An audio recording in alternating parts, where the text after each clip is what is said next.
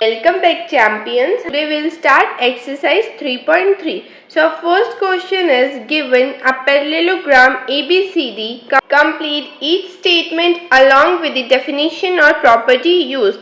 तो हमें इस क्वेश्चन में एक पैरेललोग्राम गिवन है and we are having 4 parts और हमें इसके आंसर्स बताने हैं with the correct definition and property which we are going to use to answer the question. So our first part is AD is equals to AD इनमें से किसके बराबर होगा और किस प्रॉपर्टी की हेल्प से हम ये कह रहे हैं. So AD will be equals to CB. AD CB के इक्वल होगा. रीजन देंगे opposite sides of parallelogram are equal. Now second part is angle DCB. ये वाला angle DCB. This angle is equals to, ये एंगल किसके equal होगा? ये angle equal होगा DAB के. Why? Because opposite angles of parallelogram are equal. So will write it with the correct property used. So in second part we use the property opposite angles of parallelogram are equal. अब जो third वाला part है OC, now OC is equals to, here is O and this is C. This OC line, this will be equals to OA. अब मैं ये किस property से कह रही हूँ? हमने पढ़ा था कि diagonals of parallelogram bisect each other. Diagonals of parallelogram bisect each other, so OC is equals to OA. And reason देंगे diagonals bisect each other. Our fourth part is measure of angle DAB. ये वाला angle DAB means this angle plus measure of angle CDA. CDA this one angle. So ये दोनों कौन से angle से याद करो? हमने प्रॉपर्टीज में पढ़ा था these are adjacent angles of parallelogram. और क्या प्रॉपर्टी थी? Adjacent angles are supplementary, means इन दोनों का सम कितना होगा?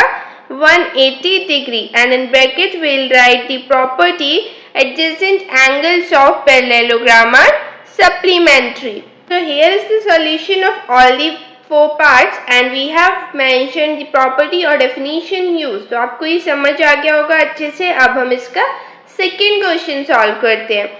So our second question is consider the following parallelograms, find the value of the unknown x, y, z. तो question में हमें कुछ पैरेललोग्राम्स गिवन है एंड 3 वेरिएबल्स गिवन है x, y एंड z जिसकी हमें वैल्यू फाइंड करनी है. सो this is the first part. अब इसमें 4 एंगल्स हैं A, B, C and D and the measure of angle B is given to us 100 degree. Angle B क्या दिया है? 100 डिग्री. और हमें क्या फाइंड करना है? x, y. x, y and z find करना है. ओके, सो यहाँ पे ये x नहीं होगा, दिस इज हियर z. सो देखो, अब अभी हमने एक प्रॉपर्टी जो हमने रिवाइज करी फर्स्ट क्वेश्चन को सॉल्व करते हुए, that opposite angles of parallelogram are equal. Opposite angles क्या होते हैं? पैरेललोग्राम के इक्वल होते हैं. तो इस प्रॉपर्टी का यूज करके हम क्या लिखेंगे? वी नो, हमें पता है, दिस इज क्वाइट शुद्ध Hindi. So we know that opposite angles of parallelogram are equal. So by this property we can write y is equals to 100 degree. And जब भी आप इनको सॉल्व करोगे तो यहाँ पे ब्रैकेट में प्रॉपर्टीज जो यूज कर रहे हो वो मेंशन करना is compulsory. So here I am writing. So इस प्रॉपर्टी से हमें क्या मिल गई? y की value. Now this property is applicable in x and z also. जो x की वैल्यू होगी वही z की वैल्यू होगी. Same property, opposite angles of parallelogram are equal. अब या तो x वाले में या z वाले में हम यूज कर लेते हैं कौन सी property? Adjacent angles of parallelogram are supplementary. So here will write we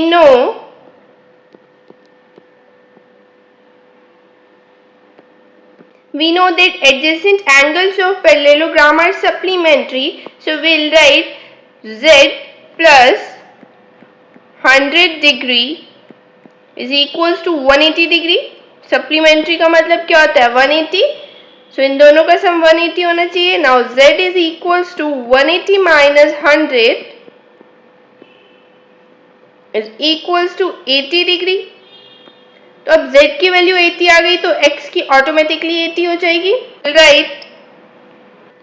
since x is equals to z, comma, so x will be equals to 80 degree. Now we are having value of all three variables y, z and x. I hope आपको ये question अच्छे से समझ आया. Now let's solve it second part. So in second part यहाँ पे हमारे पास एक पैरेललोग्राम है जिसमें वेरिएबल्स गिवन है x, y and z. हमें इनकी वैल्यू फाइंड करनी है. तो सबसे पहले x और y इक्वल है, ऑपोजिट एंगल्स हैं, तो हम एक की वैल्यू फाइंड कर लेते हैं. So you will write we know that adjacent angles of parallelograms are supplementary. So x और 50 adjacent angles हैं, so x plus 50 degree is equals to 180 degree. ये 50 प्लस में है, उधर जाएगा तो माइनस होगा, so x is equals to 180 degree minus 50 degree. इसको माइनस करेंगे, so x is equals to 0 minus 0 0, 8 minus 5 3 and 1, 130 degree आ गई x की वैल्यू, आ गई x की value. Now x is equals to y, it will write opposite angles of parallelogram are equal.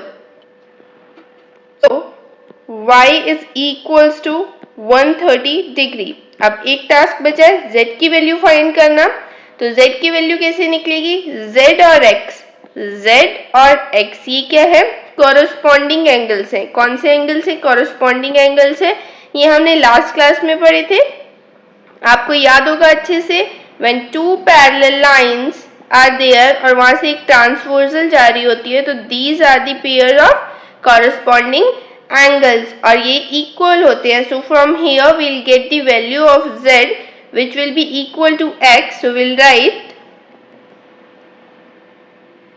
z is equals to x, in bracket we'll give the reason corresponding angles.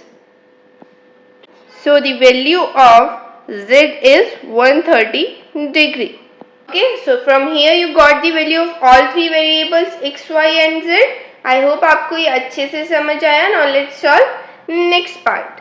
वाले figure में ये देखो, यहाँ पे ये ऐसे mark given है आपको. This means this is 90 degree. If this is 90 degree, ये देखो यहाँ पे मैं इसको ड्रॉ करके आपको एक्सप्लेन करती हूँ. These are two lines, these two lines and यहाँ पे आपका एंगल x मार्क है एंड इधर ऐसे गिवन है. दिस मीन्स 90 डिग्री और 90 डिग्री और x यहाँ पे कौन से एंगल्स हैं, they are vertically opposite angles. जो ऐसे एंगल्स होते हैं ये वर्टिकली अपोजिट होते हैं. So we'll mention here x is equals to 90 degree और इसका हम रीजन देंगे कि ये वर्टिकली अपोजिट एंगल्स है. अब हमारे पास x की वैल्यू भी आ गई. अब ये देखो, ये जो यहाँ पे फिगर है इसमें this part is forming a triangle. यहाँ पे ड्रॉ करती हूँ, ऐसे ट्राइंगल है. This is given to us y, ये x गिवन था जिसकी वैल्यू हमें 90 डिग्री मिल गई और इसकी वैल्यू ऑलरेडी गिवन है 30 डिग्री. तो ये एक ट्राइंगल बन गया जिसमें दो एंगल्स गिवन है और थर्ड एंगल फाइंड करना है. तो यहाँ पे हम एंगल सम प्रॉपर्टी यूज कर लेंगे ट्राइंगल की. So using angle sum property, जो क्या होती है एंगल सम प्रॉपर्टी ट्राइंगल की, जो तीनों एंगल्स गिवन होते हैं उनका सम होता है 180 degree. So y plus x plus 30 degree is equals to 180 degree. यहाँ से x की वैल्यू हम ऑलरेडी कैलकुलेट कर चुके हैं 90 degree. So y plus 90 plus 30 equals to 180 degree. 90 और 30 को ऐड करेंगे 120 आ जाएगा. So y plus 120 degree is equals to 180. 120 को ट्रांसफर करेंगे, so y is equals to 180 minus 120. इसको माइनस कर देंगे, 0 में से 0 गया 0, 8 में से 2 जाएगा 6 एंड 1 में से 1 0. तो y की वैल्यू क्या आ गई, 60 डिग्री. y की वैल्यू आ गई 60 डिग्री, x की वैल्यू आ गई 90 डिग्री. अब क्या बचा z. अब हमें z की वैल्यू फाइंड करनी है. अब z कैसे निकलेगा, कौन सी प्रॉपर्टी यूज करेंगे, तो z और y ये कौन से एंगल्स हैं? ऑल्टरनेट। जब एक लाइन ऐसे होती है और यहाँ पे जो एंगल्स फॉर्म होते हैं ऐसे, these are known as alternate angles, और ये इक्वल होते हैं। तो हम इसी प्रॉपर्टी का यूज करके z की वैल्यू फाइंड करेंगे। So the value of z will be equals to value of y. Bracket में हम मेंशन करेंगे alternate angles. So z is equals to 60 degree. I hope आपको ये भी क्लियर है. Now let's solve its next part. Next part में भी हमें एक पैरेललोग्राम गिवन है जिसमें x, y और z मार्क किया हुआ है और हमें इनकी वैल्यू फाइंड करनी है। अब देखो, अभी जो लास्ट क्वेश्चन में प्रॉपर्टी यूज की थी वैसी कुछ मिलती जुलती प्रॉपर्टीज यहाँ पे यूज होंगी, क्योंकि प्रॉपर्टीज तो हमें पैरेललोग्राम की ही यूज करनी है। सो यहाँ पे देखो ये ऐसे बना हुआ है like this, and this is marked 80 degree और यहाँ पे मार्क है z। दो पैरेलल लाइंस हैं, एक ट्रांसवर्सल पास हो रही है, तो z और 80 मिलके कौन से एंगल्स परफॉर्म कर रहे हैं? They are forming corresponding angles. तो यहाँ से हम लिख देंगे z is equals to 80 degree and reason क्या देंगे? Corresponding angles. So z is equals to 80 degree and we are using the property of corresponding angles of parallelogram. अब next क्या है? y एंड x, ये दो बचे। अब देखो y और x में हम क्या प्रॉपर्टी यूज करेंगे? y और 80 डिग्री इक्वल हो जाएंगे? बिल्कुल होंगे। कौन सी प्रॉपर्टी से होंगे? Opposite angles of parallelogram are equal. Y is equals to 80 degree. Opposite angles of parallelogram are equal. Next है x, x plus 80 degree, ये कौन से एंगल्स हैं? एडजेसेंट एंगल्स ऑफ पैरेललोग्राम, और इनका सम क्या होता है? 180 डिग्री। तो यहाँ पे हम मेंशन कर देंगे we know that adjacent angles of parallelogram are supplementary. Now this 80 is an addition, तो इसको भेजेंगे तो ये माइनस हो जाएगा 180 minus 80, 0 minus 0 0, 8 minus 8 0 and 1। So x is equals to 100 degree. तो यहाँ पे भी हमने तीनों एंगल्स की वैल्यू फाइंड कर ली। z and y are 80 degree and x is 100 degree. I hope ये आपको अच्छे से क्लियर है। Now let's solve its next part. यहाँ पे अब वैल्यूज फाइंड करेंगे। सबसे पहले y की वैल्यू फाइंड करते हैं। So y is equals to 112 degree. y और 112 डिग्री, ये वाले एंगल्स कौन से हैं? Opposite angles of parallelogram are equal. यहाँ से तो हमें y मिल गया। नाउ अब हम x की वैल्यू फाइंड कर सकते हैं। यहाँ पे ये देखो एक ट्राइंगल फॉर्म हो रहा है ऐसे। So using angle sum property of a triangle, so angle sum property use करेंगे x plus y plus 40 degree is equals to 180 degree। तो x की वैल्यू कैलकुलेट करनी है, y की वैल्यू है 112, अभी कैलकुलेट करी थी, plus 40 is equals to 180 degree. तो 112 प्लस 40 डिग्री ऐड कर लो इसको,